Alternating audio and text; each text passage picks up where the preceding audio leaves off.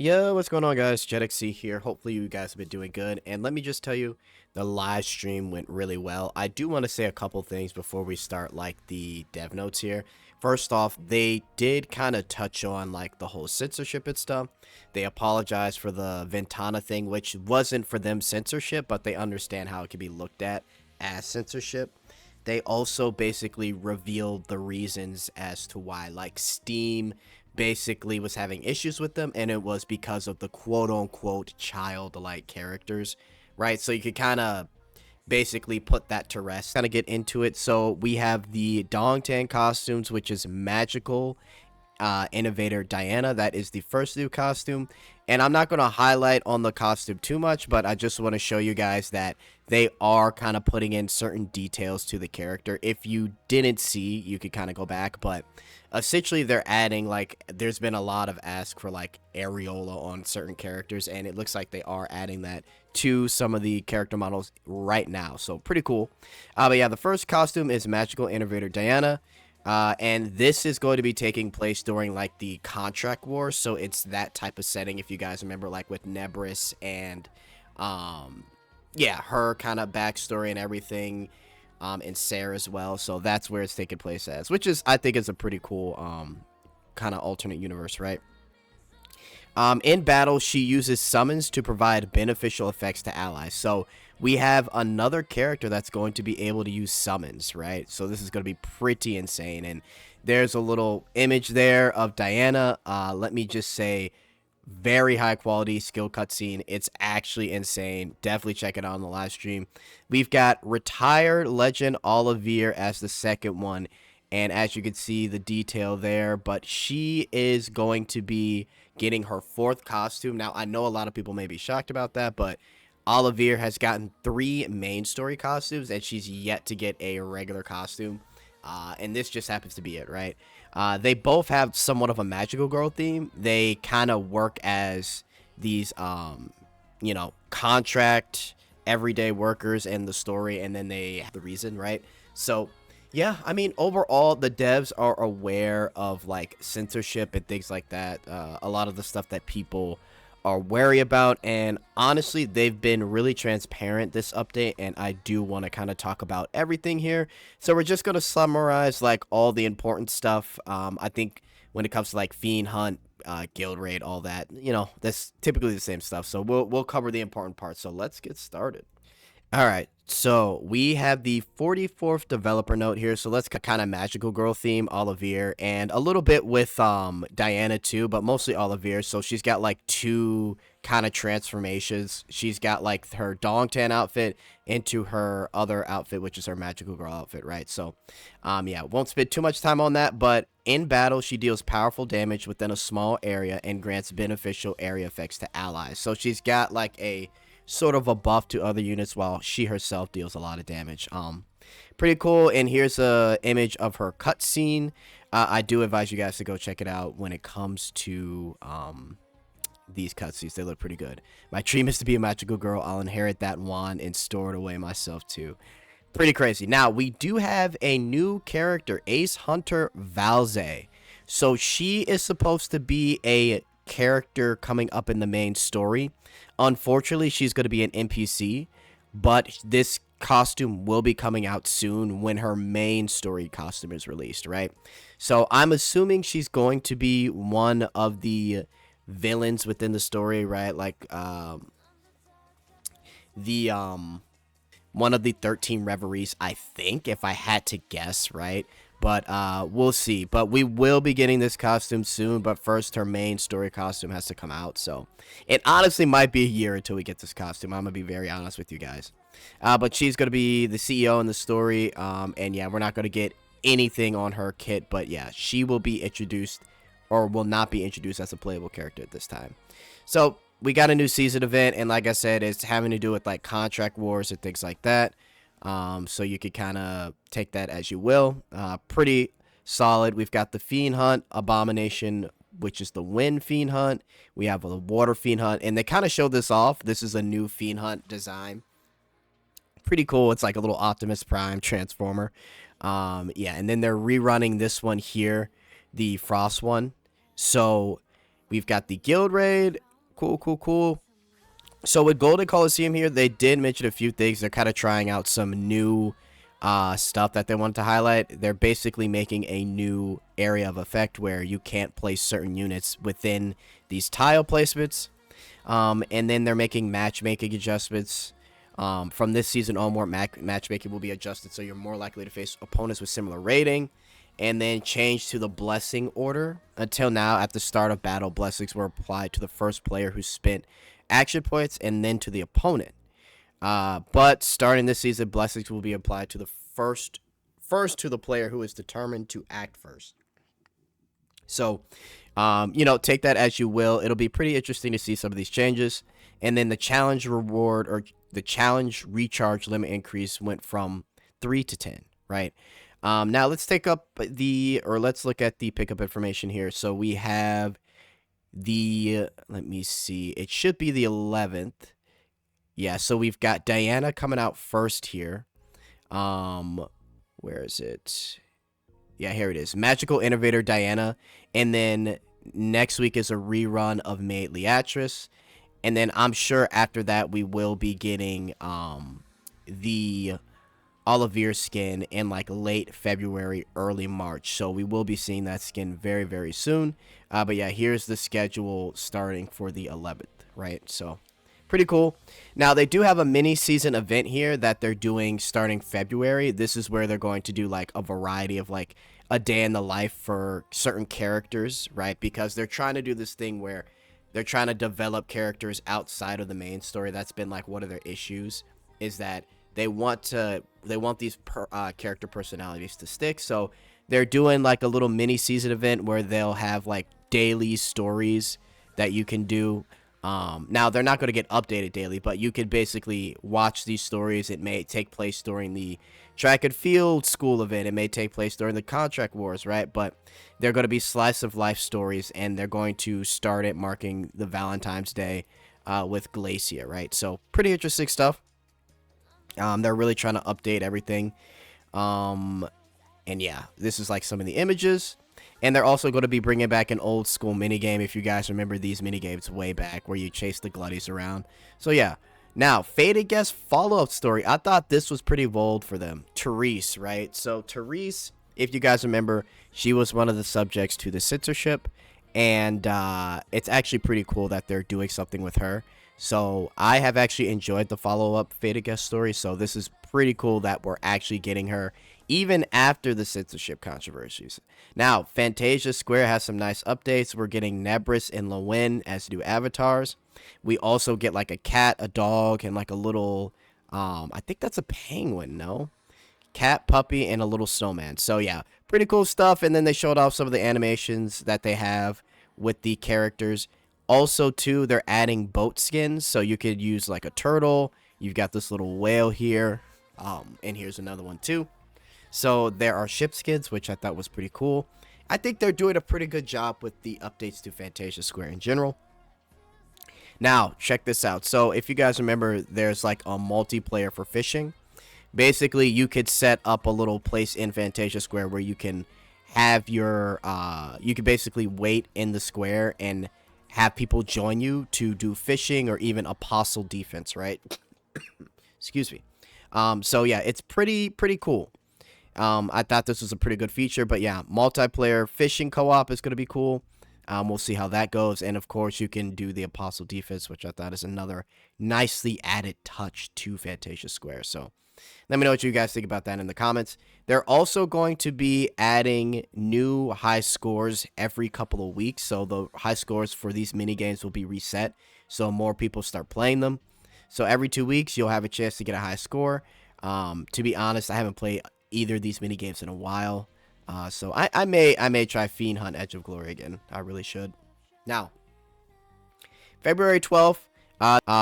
These are a type of content that features lighter everyday stories of characters who do not usually appear in the main story. So like I said, I guess they wanted to highlight this because they wanted to basically show that there will be a mini season event. So the mini season event mentioned earlier can also be viewed again from the Slice of Life tab.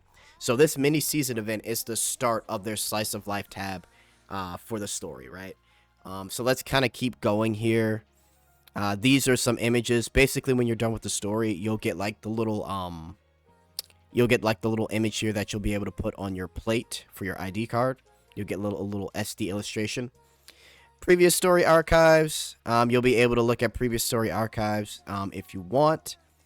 A total of 9 stories will be added, including Windy Cat and Idol Phantasm. You'll also be able to look at like Guild Reign and the beginning of Guild Reign and how it started, as well as Gluppy Diner as well. Tower of Salvation improvements. This is a pretty decent one. Costume upgrade preview will be added as a UI. A preview button will be available for a select costume and shop and sort UI as well. So just some minor upgrades to the Tower of Salvation. Pretty cool. In the costume upgrade pop-up, you can upgrade to select level all at once. All right, which I think is pretty cool. And yeah, some well-needed quality of life. Now check this out. Option refinement improvement. You can now select basic attribute 1 for exclusive gear as desired. Changing basic attribute 1 does not consume any currency, and the desired option can be selected. In addition to base attribute available on the crafted gear, can now also be set on exclusive gear, allowing for more flexible option setup. So this is pretty cool, guys. So that locked option, you'll now be able to change it to your desired stat. I really do like this a lot. Again, a nice little upgrade to gear. Refining stone improvements. So for those refining stones, you can use them in option refinement. So in gear option, 10 refining stones can be used as 1 refining crystal. So essentially, if you're out of crystals or if you just want to use those stones, you can kind of convert it basically. So pretty cool, right? Now, future story plans. Let's kind of get into the story because this is going to be a big one. And I kind of want to explain my opinion on this. So at the launch of Browndust2 began with the focus on the classic JRPG storytelling featuring both male and female characters. After the release of Eclipse in December of 2023, the game's direction shifted towards an emphasis on character illustrations with visual appeal, which is very true. Eclipse changed the game, which led to the addition of new players. To expand the first-person interaction with characters, Gluppy Diner, and Faded Guests content we've introduced in December 2024 and August 2025, the game's slogan was changed to Full Burst RPG. As the service direction has changed over time, the differences have gradually emerged between the expectation of long-term players and new players regarding story content. Previously, we shared that romantic elements involving existing characters would be reduced or removed. However, the scope of these changes was not clearly defined. To address this, we would like to clarify the range and adjustments going forward. So, for romance content, guys, I'm basically going to explain this one at the top here. But let me read it first here. So in Browndust2, the characters who clearly express romantic feelings are Leatrice, Sime, and Leclise. Their existing romance settings will remain in place, and they will not pursue a romantic relationship with the player in the future. We understand that some players may feel uncomfortable with relationships like Ro x Olstein or Emma x Jaden, but we will not be making any changes to them. That said, these characters will not pursue a romantic relationship with the player either. So I'm going to be very honest with you guys. A lot of these characters we're probably never really going to see again in the story. To be honest, the story relevance of these characters, I think a part of the reason why they did this is just because why take the time to change them? Because with Leatrice, her character is like heavy on being obsessed with like relationships and Gray, right? Rowan Olstein, it is what it is. Emma Jaden, right? Like we're just not going to get these characters maybe until like the end of the story when maybe they want to do like a backtrack on what everyone's doing, but we're just not going to get any of these units, right? So I don't think this is too big of a deal, but however, they are making some changes to these characters. So romantic elements will clearly be removed for Eustia, Shara, Eclipse, and Celia based on existing settings. The relationship between Eustia and Lathel, Shara, and Gray are defined as bonds formed through shared adventures. So this is something I talked about like last year, how they could easily remove the relationships for the main characters just because they all have kind of bonded through the adventures that they've had together. So it could be seen more as a friendship than romantic relationships. I'm going to be honest, I don't particularly care for the relationships because they really weren't ever highlighted like that anyway. So I completely get why they're doing this. I know some people may be upset, but I think they got to look at it from the perspective of this game has completely turned itself, like they mentioned earlier, into a waifu game.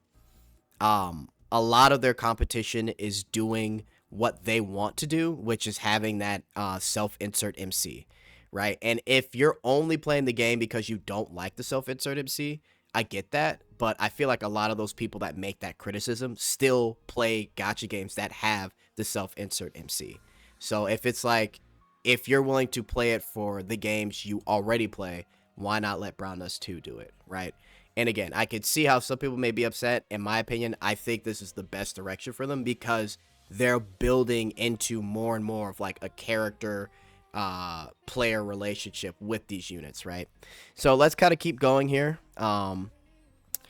These settings will be clarified upon Story Pack 1 renewal. Eclipse's mentor will be changed from a male character to female. Celia's profile and the final cookie scene in Story Pack 6 will also be updated. For Olivier, now here's a big one. For Olivier, the setting that she is Yustia's mother will remain, while all references to her husband will be removed. Accordingly, the Going Home season event story will be removed as well.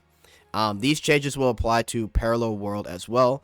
No new romantic elements between characters will be added going forward. The Going Home season event is being removed due to both its romantic elements and overall story structure. If the event returns through a future renewal, the husband-related storyline will not be included. So, just to kind of go in, talk about Going Home, one of the big things that the Korean side was like highlighting with Olivier was her inconsistency with how powerful she is and how Terra kind of easily crept onto her. Especially with her having abilities that directly counteracts Terra, especially with her being a Valkyrie and her having divine power. So a lot of her inconsistencies of being turned into this, to be turned into what she was in the story, a lot of people thought it didn't make sense. And I kind of saw what they were saying, right? And then on top of that, obviously, with the Hansen thing, a lot of people wanted her as a fated guest. Now, I know they did do a survey where people said they didn't care. Like they wanted her as a fated guest regardless, but they still felt the need to remove Hansen. So they're kind of going with like the typical MILF trope in anime where it's like there's like this hot girl and then it's her hot mom, right? And then there's just no dude in sight. So yeah, it is what it is. We are getting a fated guest for her in March, so it's gonna be crazy. And we'll talk about that because they're probably gonna mention it here. But let's keep going, guys. So how the Master will appear in Part 2. So this is an update on how the Master will appear in the first-person story. The story will not begin with the premise of a chef entering a fantasy world. Gluppy Diner, where the Master story takes place, is set as a passage that connects all parallel worlds, and the story will unfold around this setting, together with Vela, a supporting character. Rather than showing a strong, fixed personality, the Master will be portrayed in a way that allows players to naturally project themselves. The Master will also serve as a link for interacting with characters across the parallel worlds. The first-person story was originally scheduled for May, but additional review is basically setting it to move in July. So here's what's going to happen. The March story pack, which basically will explain the Night World, will be story pack 20. They're going to do a character pack in April, a season event pack in June, and then story pack part 2 in July. And then, yeah, that's pretty much it. Let me know what you guys think of, like, the story elements. Again, in my opinion, I think this is just going to be better for them in the future as they move to that more, character, MC or self-insert MC relationship between, like, the player, right? So, we received both anticipation and concerns, and we will continue to prepare carefully. Now, this here, real quick, this is JQ Comics, This is basically introducing the partner that they're going to be working with for story pack renewals.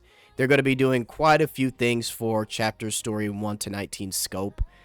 Even doing some revisions for script work and redoing voicing. So, yeah, that's pretty much what this is talking about. And getting a little background on what they're about as well. Yeah. Now, they did talk about optimization progress. That is being worked on. They've got a bunch of ideas that they're going to be doing. So yeah, that's honestly, that's like really all you need to know. Improvements are basically being rolled out gradually in future updates. March update preview for Browndust2. It's going to be held around the anniversary and half anniversary in June and December. However, we We feel that a 6-month gap is too long, so we're planning to run a large-scale update around March and September as well. This year, we're preparing a more substantial March update in celebration of a 1,000-day milestone. So, first, Story Pack 20 will be updated. The setting will shift from the surface world to the night world. The story will focus on a journey shared by Eustia, Liberta, and Blade, with new characters also making an appearance. Some of those new characters they gave us sketches for. This is Mamonir. She will be appearing in the story.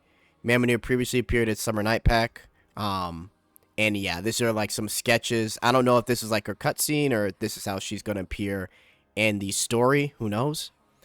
They've got another character here with the crazy eyes. Next is a rough image of Palette, the 12th. Oh, okay. So she's the 12th Reverie. All right. So we got her ranked in who she is. So she's going to be one of the Reveries. She is the 12th Reverie. This is like an image. I don't know if this is her cutscene again, but she is bent over. Now this one, okay. I don't know if I'll be able to show this, so I'm going to scroll quickly through this. But this is Olivier and a sneak peek of her fated guest. I will say it's probably going to be crazy. It might be one of the craziest things ever. In March, Olivier's fated guest content is also being prepared. And that was an image showing the reaction. So yeah, let's see here. Oh, and they're also going to run her banner for basically a month. Pretty much, almost. We've got some new stuff here. So this is supposed to be like a mini game for the 1,000-day celebration. Here's some images of the next. So this is the, what do you call it? This is like the special skin. That's what it is. This is supposed to be a special skin for somebody. We don't know who. And this is a Fiend Hunt character, basically, right here. And then, yeah, they basically talk about it. Various updates are planned, including new battle content, Taro's tactical manual, and a new Plaza event, a guild raid boss, one new special skin, along with a rerun of Zenith Prestige skin, fast skip Golden Coliseum. Mirror Wars is getting a 40 times increased speed, cooking favorites and bulk purchase options, and special 1,000-day anniversary. So a pretty big update upcoming, guys. So definitely keep an eye out on that. Excuse me. Okay. Other than that, with the survey, honestly, you can kind of look at the survey yourself. They kind of just touch on a lot of like in-game stuff, and optimization for gear is like one of the big things that they want to focus on. And they talk about guild raid a little bit and characters that they'd like to see in official merchandise. So yeah, and then they kind of went over some pre-submitted Q&A stuff. So I just want to read these first two here, and then I'll be done. So, the core direction the final stance on censorship. The core direction we promised for Browndust2 has not changed. We will not damage the longtime fans' love about BD2 to just chase the illusion of a broader mainstream appeal. As platform policies become stricter, we will continue to work to secure channels where players can ensure a fully authentic BD2 with creative freedom presented. We are actively pursuing options such as PC version, one store, and partnership with other third parties like DMM Japan. We will share details as soon as we have a clear roadmap. So this was huge, guys. Even on stream, they said they're thinking about making their own PC version. If they could do this and have a one store and a DMM version, it's going to be amazing. Like, they're good. So hats off to the devs for even going this far. How will you rebuild player trust after the censorship controversy? We will share rough drafts of major cutscenes and key visuals in advance, which they've done, and if the final version differs from what was shown, we will explain the changes in detail. Cases like Ventana's interaction, where the contents were covered with fully opaque back bars, will not happen again. Going forward, all presentations will be handled with clear intention and proper polish. We will make sure we never step back from the level of expression we have delivered so far. We'll push ourselves to find fresh, creative ways to deliver bulk content, and we will thoroughly review each update so we can earn back even small amounts of your trust step by steps. So pretty interesting here. Overall, guys, they are making a lot of effort into having the game uncensored, into gaining the trust back of the players, and honestly, I like it. So let me know what you guys think about everything here. You can read the rest of the Q&A. A lot of it is kind of just random fluff. So, yeah. Let me know what you guys think. And also, too, I want to kind of highlight one thing here. So this is the designs that they had before. I honestly, it does look like they might have made some changes here because she had like a purse. Olivier had like a purse and a phone. So I think maybe after the whole censorship debacle, they kind of went crazy with the design for Olivier and probably Diana as well, and made some minor changes. But yeah, this was like the concept art that they showed way back in, I think, January. I think this was, or maybe December. I forget. I think it was December. So yeah, a lot of improvement has been made, and it's good to see. All right, guys, I'm out. Later.